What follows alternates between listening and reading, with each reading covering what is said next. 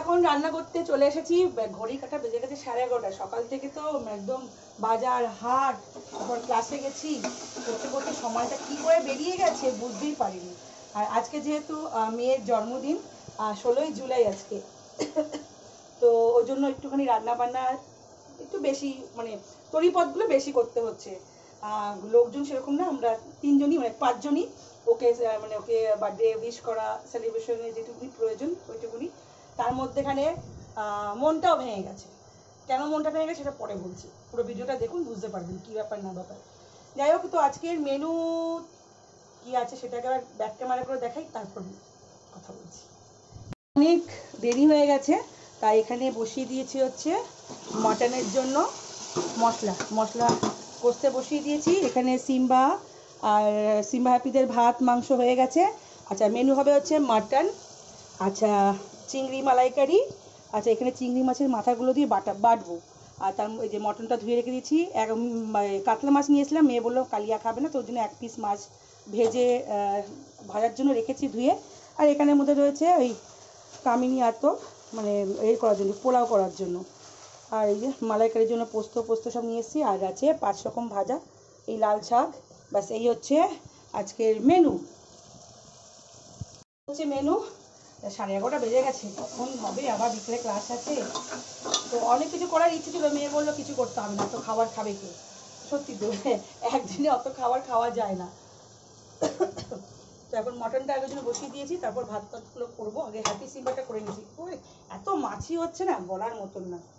ওই জন্য আগে মাটনটা হয়ে গেলে তারপর কড়াইতে ওই চিংড়ি মালাইকারিটা বসিয়ে দেবো, তারপর এক এক করে ভাজা হয়ে যাবে, ভাতটা করবো। এই হয়েছে, দেখতে দেখতে হয়ে যাবে, কোনো ব্যাপার না। আগে এগুলোকে ধুয়ে মুছে নিই। যা রান্নাঘরটা ছোটো তো একটু অসুবিধা হয়ে যায়। তো মেয়েকে বলেছিলাম যে বন্ধু বান্ধবকে বলার জন্য, তো বললো না।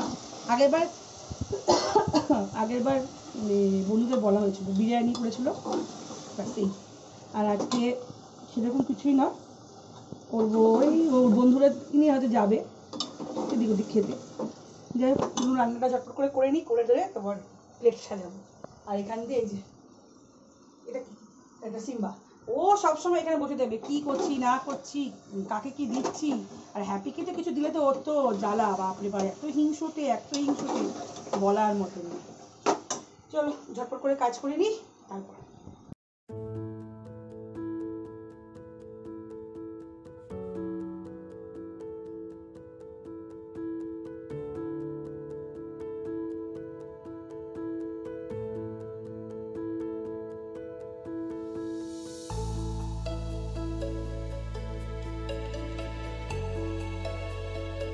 Happy birthday to you, happy birthday to you, happy birthday dear Mamon.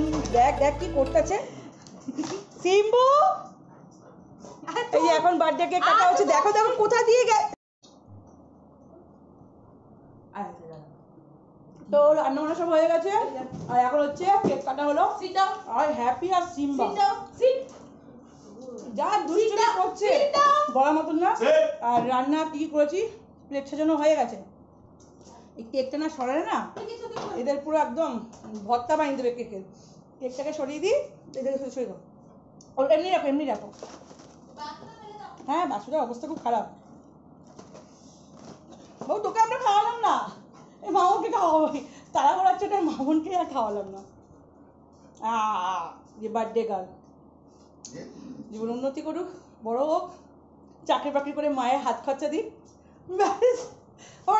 ফেলে রান্না করে পাই পরে করে দেবো। তো খাবারটা বেড়ে দিই, দিয়ে আবার ক্লাস আছে, অনেক দেরি হয়ে গেলো আজকে। কেকটা কিন্তু দারুণ, বাবু কেকটা কিন্তু খুব ভালো হয়েছে বাবু, নিয়মত থেকে না। হ্যাঁ চলো খাবারটা নিয়ে আসি। হচ্ছে বার্থডে গার্লের দুপুরে খাওয়ার প্লেট দিয়ে, ওখানে আছে হচ্ছে পোলাও করেছি, প্লেন রাইস, 5 রকম ভাজা, এখানে হচ্ছে মালাইকারি আর মাটন। এই হচ্ছে আজকের মেনু।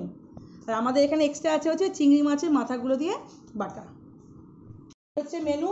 আর আমরা খাবো হচ্ছে মাটন দিয়ে, অত ভাজাভুজি দিয়ে খেলে আর মানে শরীর আর চলবে না। ও ও তো মাছের মানে চিংড়ি মাছের মাথা খায় না, ওই জন্য ওকে দিও নি। আর এখন সেবা করতে বসে পড়েছি, এই যে প্লেট। চলো খাওয়া দাওয়া কমপ্লিট করি। তো কি দেবো রান্না বান্না বাবু? হ্যাঁ, ও তো কানে একটু পাপাকে গিফট দিয়েছে, আর এই যে বার্থডে গিফট পেয়েছে ডায়মন্ডের ইয়ারিং। ও খুশি বাবু?